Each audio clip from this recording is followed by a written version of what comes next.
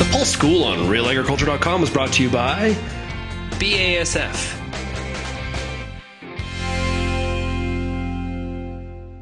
All right, joining me for this Pulse School episode to talk pulses, pulse markets, it is Mr. Chuck Penner with Left Field Commodity Research. How are you, Chuck?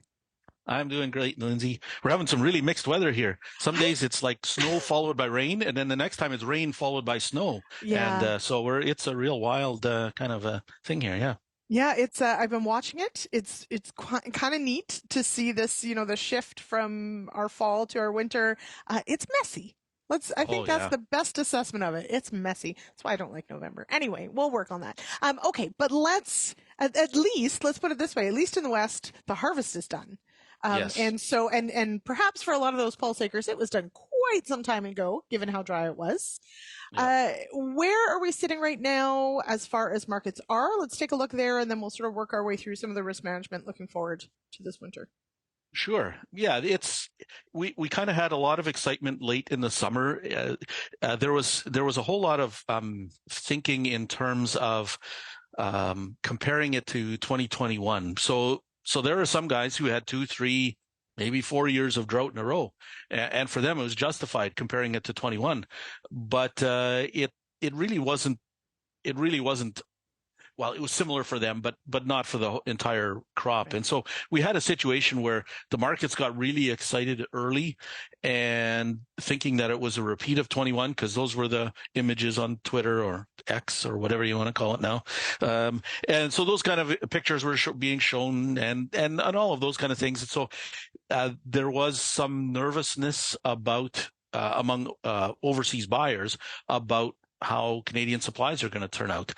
And for some pulses, that rally has just kind of continued, and it's been great. But for other ones, it kind of saw a bit of an oomph higher, and then that's a technical term, by the way, oomph. Absolutely, higher. Yes.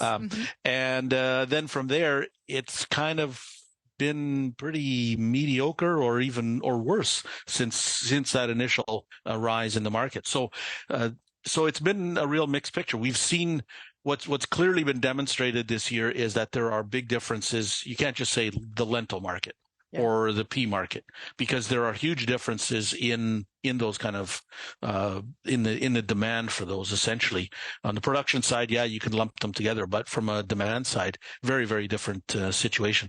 So it's, I don't know if you want me to go into more detail besides that or well, what? Always, but it's a really good point you bring up. Of course, is that a red lentil market is not a green lentil market, and the yellow pea market isn't always a green pea market. So it is a good point that realistically each of these pulse types can have their own market dynamics that you really have to be watching.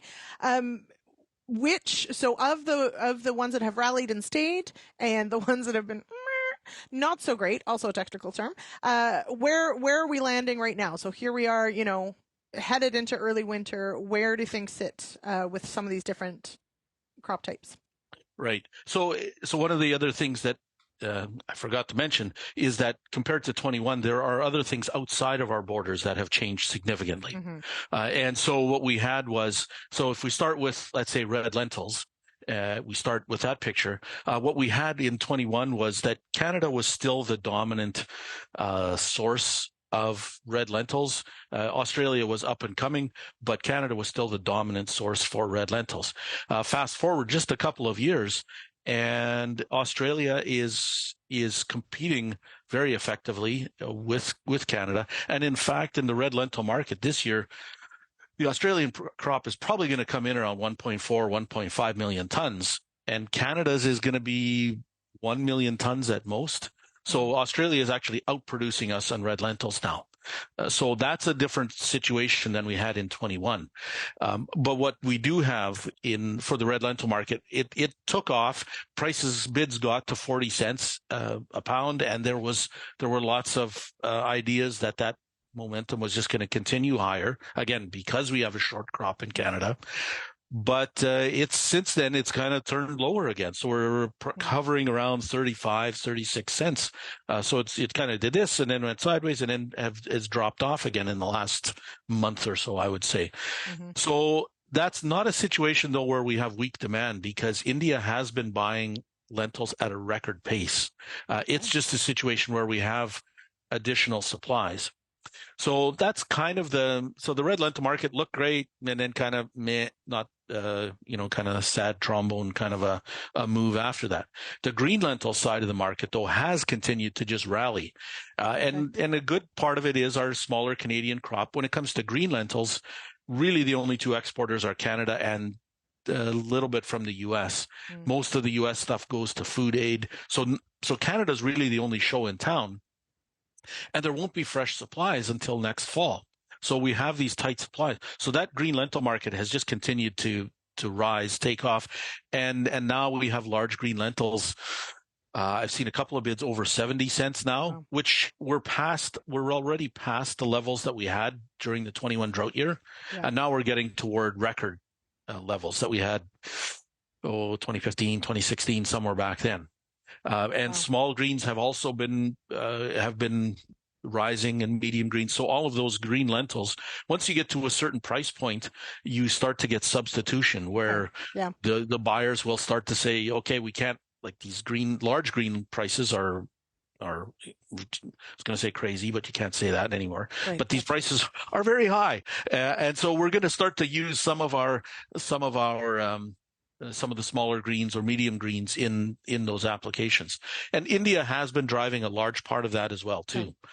So the crop situation in India is probably the wild card for the lentil market. So the lentil picture is really greens like this. Sorry, I shouldn't, for the radio crowd. Way up, greens up. Are rocketing higher, and reds started to go in that direction, turned sideways, and then have dropped off again. Yep. That doesn't mean that's going to be the picture for the rest of the year, but anyway, that's where we are now. That's where we are. So a few things on that, I guess. So, if I were planning out my acres for next year, and obviously there's a lot of things that go into that, Aphanomyces being one of them, extended drought being another. Do we get into situations where we overproduce green lentils, or is it really, the sky's the limit as far as what we could be doing here in Canada? Yeah, that's a really good question. One of the things that we're seeing is that of all of the special crops that we cover, and we cover other ones as well too, and even some of the cereal grains and so on, we don't have new crop prices yet. So like for fall of 24, the exception is large and small green lentils. So we're already seeing bids coming out for those, which tells you a whole lot about the outlook and how nervous overseas buyers are about locking in coverage for next year. Yeah. So, often it used to be when the market was at its peak in 15, 16 and that kind of whatever, we would see new crop bids out this early. Okay. But in the last few years, it's been January, February sometimes for these new crop bids. So that tells you a whole lot about the market. Now, can we overproduce? I suppose we could. A lot of it will depend again on the size of that Indian demand, and there we're already dialing forward the next, to next year's crop. So pretty dicey to kind of predict that. What I would say is that the new crop bids are pretty good, pretty favorable.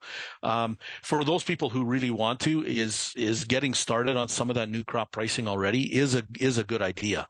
And even though it's not where current bids are, right, but the new crop bids are still mid 40s, maybe even a bit higher for large green lentils, which again, historically, that's a really good place to get started on the pricing. But the crop rotation stuff, the root rot, and I can't say the fancy Latin word or whatever. Aphanomyces. Thank you. Is the bad one. Yeah. Yes. So those kind of issues will cap acreage, and so I don't know. It's going to be pretty hard to overproduce for the market. And again, aside from the U.S., there really isn't a whole lot of green lentil production out there. So it's kind of up to Canadian farmers to supply that market.